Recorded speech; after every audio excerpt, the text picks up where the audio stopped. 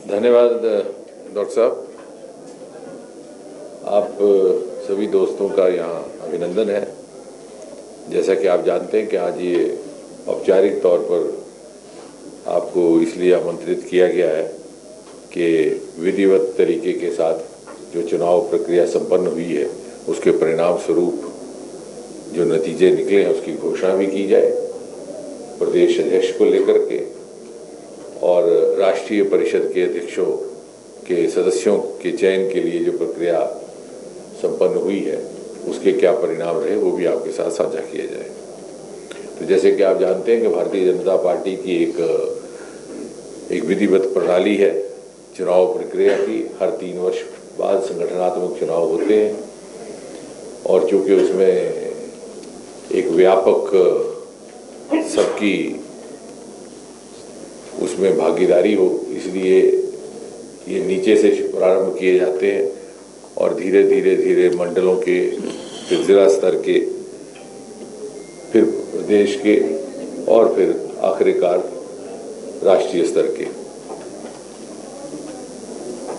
और अक्सर जो हमारे विपक्ष के मित्र इस बात को लेकर के टिप्पणियां करते हैं वो शायद इसलिए करते हैं कि वो इस चुनाव प्रक्रिया से ना वाकिफ़ है, ना उन्हें कभी अनुभव है, क्योंकि वहाँ पर अध्यक्ष कौन बनेगा, कौन पदाधिकारी होगा, उसका फैसला रसोई घर में ही हो जाता है या माँ बेटा डाइनिंग टेबल पर बैठ के कर लेते हैं। लेकिन इस तरह से कहा जा सकता है कि भारत की मूल एक राजनीतिक संगठन जिसमें लोकतांत्रिक मूल्यों का पालन जिस प्रकार से पार्टी के बाहर किया जाता है उसी तरह पार्टी की आंतरिक कामकाज में भी किया जाता है, उसका नाम है भारतीय जनता पार्टी। आज विश्व की सबसे बड़ी राजनीतिक पार्टी।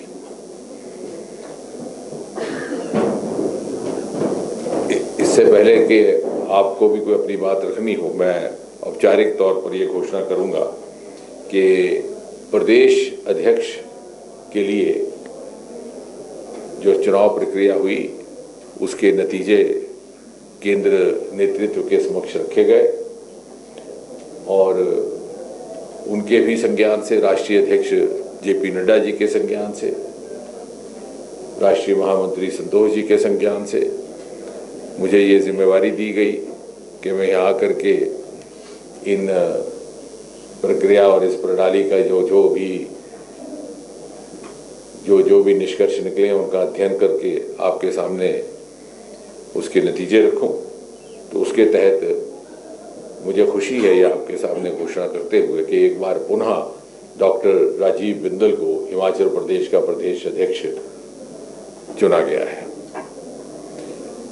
बहुत ज़्यादा उत्साह और एक्साइटमेंट और ताली सुनने को नहीं मिली क्योंकि आप लोगों ने पहले ही अखबारों में छाप दिया था।